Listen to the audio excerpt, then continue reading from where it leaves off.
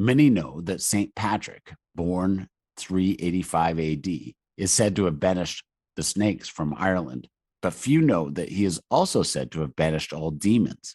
The antiquarian John O'Donovan tells us that the demons, perhaps led by the Celtic god Crum Dhu, were believed to have been overcome when St. Patrick threw his black bell at them. He battled them on the high mountaintop where Crum Dhu lived. Then Cora, the snake goddess, who is thought to be Crum Dhu's mother, fell to Patrick at Loch na Cora. As the medieval monk Jocelyn of Scotland wrote, quote, Ireland, since its first habitation, had been pestered with a triple plague, namely a great abundance of venomous reptiles, with myriads of demons visibly appearing, and with a multitude of magicians. The glorious apostle labored by prayer and other exercises of devotion to deliver the island from triple pestilence. Taking the staff of Jesus in his hand, he hurled the reptiles into the Lognan Dinham, end quote.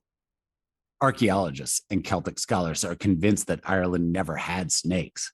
Whatever serpents there were not the sort of snakes we meet in rivers and fields. So scholars speculate that perhaps St. Patrick did not literally exterminate the snakes, but that the story represents the way Christianity put down the serpent-filled religions of the Celts and the Druids. The Celts also used hallucinogens in their worship. Authors Aaron, Rowan, Laurie, and Timothy White write, quote, the abundance of Celtic legends about crimson foods, which induce mystical experiences, inspire extraordinary knowledge, and impart the gift of prophecy is highly suggestive. Their contention echoes ethnomycologist R. Gordon Wasson and others who made the compelling case for the widespread use of the psychedelic mushroom Amanita muscaria in the region of the Celts and the Gauls. Finally, it is well established that the Druids practiced human sacrifice. Julius Caesar was among the first to report on this in his writings about his escapades through northern Europe.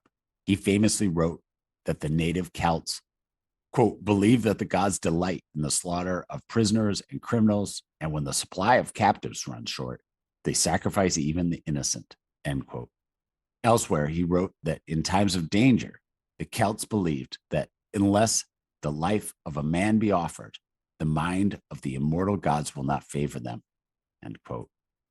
Roman author Pliny the Elder, born in 23 AD, stated that the Celts practiced ritual cannibalism, eating their enemies' flesh as a source of spiritual and physical strength.